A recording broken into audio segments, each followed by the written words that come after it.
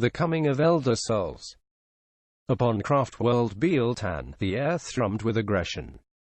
Every soul upon the continent-sized starship had a rising need to kill. The Craftworld's avatar of Khaine was stirring, and the Biel-Tani felt his awakening within their veins. Meliniel's message, delivered via the psychic link he shared with his Farseer sister Lathriel, had put into motion a chain of events that had galvanized the entire Craftworld.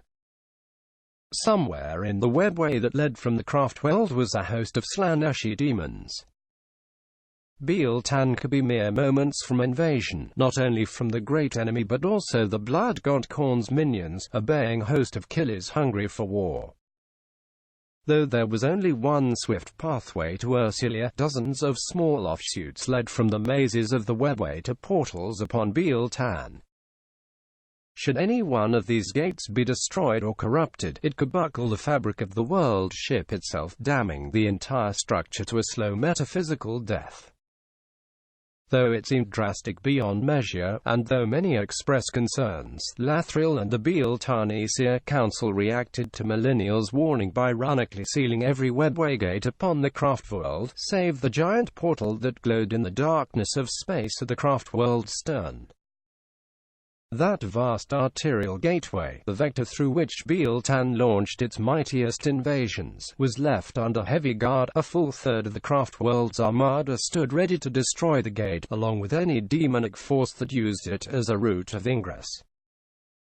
Better to cauterise a gangrenous limb, said the Seers, than risk losing the body entirely. When the mask's attack came, it was far more insidious than a straightforward invasion. A band of rangers in a sleek outrigger ship, sent through the webway by Autarch Meliniel with orders to monitor the demonic incursion's progress at a distance, picked into being through the stern portal and drifted down to the Craftworld's docks. It made port through the irising roof of the gateway dome below. Unbeknownst to the Eldar, the mask herself clung to the underside. Demons need no air to breathe, nor do they feel the cold of the interstellar void, and with the Empire enraging strong with Abaddon the Despoiler's 13th Black Crusade nigh, she could exist in real space for some time before being called back into the warp. Once past the port's armed cordon, the herald dropped from the underside of the message ship and drifted gracefully down like a pearl diver in search of undersea treasure. Before long, the mask had found her way inside the Craftworld. Any who set eyes upon her found the darkest obsessions consuming them. Like some baleful hypnotist, she bound one warrior after another into her wake. As her dance went on, the troubled expressions of those in her thrall began to twitch, then to turn to rictuses of horrid glee. The mask caressed him with her claws, crooning an infernal ritualistic summons. One by one the captured Eldar were possessed by the demons that answered the mask's call through the immaterium, transmuting painfully, ecstatically, to become that of the demon queen's own handmaidens. On the eighth shattering impact, the Ursulian rune gate of Biel-Tan gave way in a roaring backdraught of psychic flame. The explosion was so loud it shook Farseer Lathriel to her core. With a tremendous crash, a heavily scarred bloodthirster leapt from the billowing blue fires and stamped down onto the Craftworld's mosaic ore. Psychoplastic shattered for half a mile in every direction. Scarbrand the Exiled One had broken through, 100 red-skinned demons at his heels. Farseer Lathriel felt her blood grow hot but forced her anger to subside under her practiced calm. Now, she sent telepathically, and at her psychic signal 6 shrines of aspect warriors darted from concealed positions amongst a forest of tall pillars. The leading edge of the demon host discorporated explosively as lasers, shuriken volleys and melter beams blasted into it. The raging demonic giant was struck a dozen times, but the impacts only seemed to make it grow larger. It waded into the striking scorpions that spat death from their mandiblasters, its axes hewing them as if they were kindling. Chiming impacts rang out from behind Lathriel like the clanging of a bell. Lathriel turned to see Biel-Tan's avatar running towards the demonic monstrosity, cinders trailing in its wake.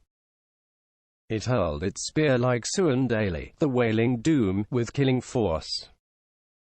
Simultaneously, Lathriel psychokinetically sent a bolt of mind-killing force at the demon. Her attack did little more than distract the beast. The bloodthirsty turned and roared, the psychic force of its anger and contempt knocking the Farseer from her feet. At that same moment, it was hit full in the chest by the wailing doom. Demonish sizzled as the Eldar relic weapon's tip sank deep. Any creature of ash and blood, no matter how monstrous, would have been slain in an instant, but the bloodthirster kept fighting, axes hacking down the howling banshees and striking scorpions fighting the demon horde. The avatar of Khaine ran in close, palming aside an axe blow to deliver a thunderous uppercut from its blood-drizzling gauntlet. The living statue then moved in close, ducked a wild axe swing and, grasping the embedded spear, hefted the bloodthirster bodily from the Craftworld's ore. The greater demon's own weight drove it down the Suandale's haft, impaling it through. Still, the bloodthirster fought on, hacking at the avatar's metallic body with its arming axes. Each blow caused a grievous wound, but it did not fall. Flames of pure rage roared around the dueling giants. The conflagration grew so fierce it consumed him completely. The lesser demons rallying for a last stand around their leader were burned away to nothing, and those aspect warriors that did not scramble clear were turned to ashen corpses. Lathriel ran, faster than she had ever run before, into the fight. Fighting against the heat, she hurled 3 psychic runes of warding at the shattered gate to the demon-haunted Webway beyond. The protective psychic symbols were pulled into place as if by hidden magnets, sealing the tunnel from further invasion. The protective psychic symbols were pulled into place as if by hidden magnets, sealing the tunnel from further invasion. Before beginning the arduous and soul-draining work of sealing the gate in earnest, Lathriel glanced back, hoping against hope to see the avatar standing triumphant. She saw only aims and a pool of molten metal. Elsewhere, slowly, but unstoppably, the mask's enrapturing dance took her to the very heart of the Craftworld. None were able to resist her lure, for all Eldar have within them a seed of the obsessive spirit that led to Slaaneshi's birth so long ago. Unhindered, she reached the iron chamber where the avatar slumbered when the Craftworld was not at war. The throne at its heart was empty, for the titanic living statue was elsewhere, already locked in battle with Skarbrand. The mask chuckled to herself, skipped over to the great iron throne, and Saturday, legs folded like those of a prim maiden, to summon more of her kind. A shrine of howling banshees came upon the parasitic impostor at the heart of the Craftworld. Led by the Farseer, day after her rune casting revealed the gruesome truth, the aspect warriors charged screaming into the open throne room, blades raised. The first few howling banshees to charge the mask and her demon cohort made the mistake of meeting her gaze, and fell to her hypnotic swaying dance immediately, stumbling to their knees in supplication. Day found her protective ghost helm burning so hot with clashing psychic energies she was forced to take it off. One glance from the mask, and she too fell under the demon's spell. The avatar's chamber was suddenly split by a deafening shriek. It was not the mocking cry of a demon, but a clear and piercing scream that grew to mind-numbing volume. A towering warrior charged into the fray, long-hafted blade whipping left and right to decapitate the demonette with every stride.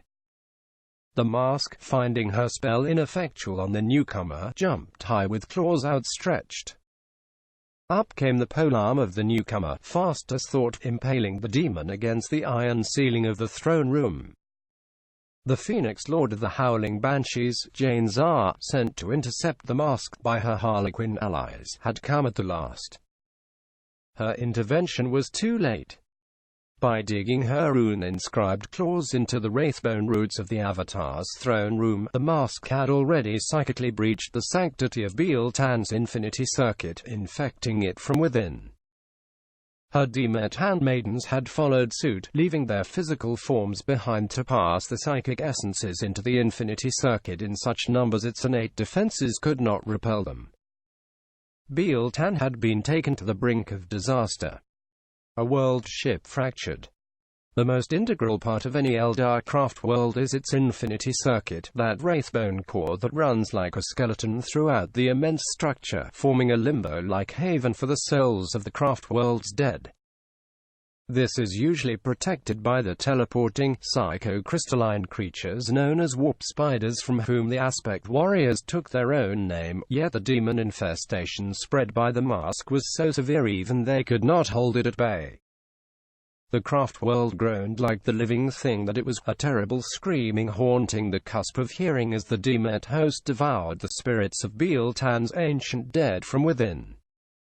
As battles broke out between demon invaders and Eldar defenders, rivers of hot blood ran between the spires and colonnades of the world ship's many domes. With Meliniels for warning and the Phoenix Lord Janzar leading the counterattack, the demons of Khorne and Slaaneshi had been efficiently quarantined, then banished to the warp with ruthless efficiency. There was no celebration, no voices raised in jubilation as each new section of the Craftworld was declared clear. The world ship had been infested, and the direst consequences would likely follow. It was into this unfolding tragedy that Yvraine and her companions arrived. Led by the solitaire from the Webway gate that Farseer Lathriel had begun to seal once more, they were held at spear point by an aspect shrine of shining spears before being led to the Craftworld Seer Council. The newcomers were Eldar, that much was obvious, but they had with them those who wore the armor of Khorne, the seat of the Craftworld Eldar's ancient foes.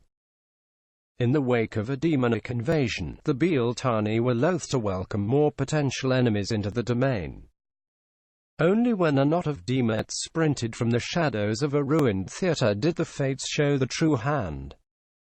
Lathriel's warriors scythed down the first wave of demon invaders, but the Slaaneshi creatures were fast, and hell-bent on reaching Yvraine.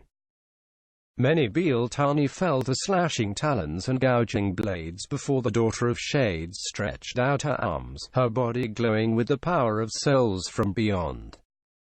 She gave a great sigh, grey mist pouring from her mouth to wind around every fiend in the great chamber. There came a horrible keening as if 1,000 ghosts gave voice to their anguish at once, and when the mist had cleared, the demons were gone. The resultant parley was strained, but welcome on both sides. Lathriel dimly remembered watching Yvraine dance during her childhood. She was taken aback to recognize her after the passing of so many cycles. And yet, she was unsettling now, not only in the strange company she kept but in her eyes and manner of speech. There was no time to investigate further, however, for the Craftworld was upon the brink of calamity. Under Lathriel's stewardship, Yvraine and her vanguard were hurried to the Dome of Seeing. They were to take part in an emergency council. The debate was already raging. With the demons defeated, the spirit seers were doing everything in their power to siphon and tainted souls from the catastrophically damaged infinity circuit and install them into wraith constructs by way of salvation. But they were few, and the demon intruders many. Even as they worked, the wraithbone skeleton of the Craftworld was crumbling and turning to grey ash. If this hideous metaphysical transformation continued, the Craftworld itself would slowly fall apart. Something had to be done, something drastic. When Yvraine spoke up unheralded, there was a great clamour amongst the great and the good of the Craftworld. Who was she to return to Biel-Tan unannounced after forsaking their ways? Why did she bring the murderous warriors of the Dark City to the door, claiming to know the truth of their mutual destiny? The autarchs had little time for Yvraine, no matter her pedigree. When Lathriel spoke in her defense, however, all ears turned to listen. Perhaps, said the Farseer, the returned wanderer was more than she seemed. She had banished the demons of Slaaneshi with the same ease that another Eldar might exhale a weary sigh. Perhaps she was the opener of the seventh way, as spoken of in prophecy by Kaisadurus the Anchorite, nemesis of she who thirsts, who weaves the skeins at the dawn of the Rana Dandra. The hush that fell over the assembled masses at Lathriel's words was intense. The atmosphere held in equal parts hatred, fear, confusion, and hope. Only a few of those present dared to believe that perhaps the dying Craftworld could travel that thin strand of fate that led to the true rebirth of the Eldar race. Only a few of those present dared to believe that perhaps the dying Craftworld could travel that thin strand of fate that led to the true rebirth of the Eldar race. Then came Jane Zar, her blade still dripping with daemonic ichor. Armored boots clacking on wraithbone, she strode to the center of the dome and held court in a voice both clear and true. Armored boots clacking on wraithbone, she strode to the center of the dome and held court in a voice both clear and true. This one speaks with many voices. She is our salvation. Listen well. The fracture of Biel-Tan. Flanked by statues of the Eldars' mythological heroes and with the visage standing silently beside her, Yvraine spoke long and well to the assembled masses. At first, her voice seemed that of a wise mother giving stern guidance. As her speech continued and her passion came through, her tone changed to that of youth caught up in the first age of strength and determination. When challenged by a disbelieving elder, her voice changed once more to the acid tones of a crone who had no time to suffer fools. Her presence was strong, not in the way that Jane Zar's stoic warrior soul lit a fire in the soul of every Eldar who saw her, but in the manner of storms to come, cold, close, and with the promise of destruction on the horizon. There was only one way for the Eldar of Biel-Tan to survive the demonic curse that the mask had brought upon him. Be they living or dead, the Biel-Tani risked oblivion anew with every Terran hour that slid past. She was the emissary of a deity that had never truly been born, yet whose power eclipsed the stars. She could guide them to a new future if they would allow it.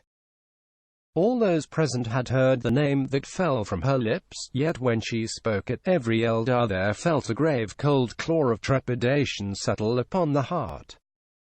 Inard, the god of the dead, had finally awakened.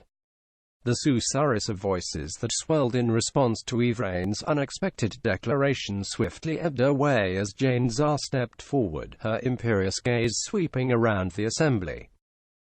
Yvraine waited until even her most strident detractors had grown silent, then continued. She spoke of the nascent god's power, and of revelations to come. The accepted wisdom was that for Inard to manifest fully and defeat Slaaneshi forever, every Eldar in the galaxy had to die, giving the composite god spirit strength enough to prevail in the warp. Many nodded in agreement. That was the myth, often recounted. Yet to wait for that final fate meant for the fires of the Eldar race to the gutter and die out altogether. That could not be allowed to happen. Yvraine proposed another way, the seventh path, which wound between the darkness and the light.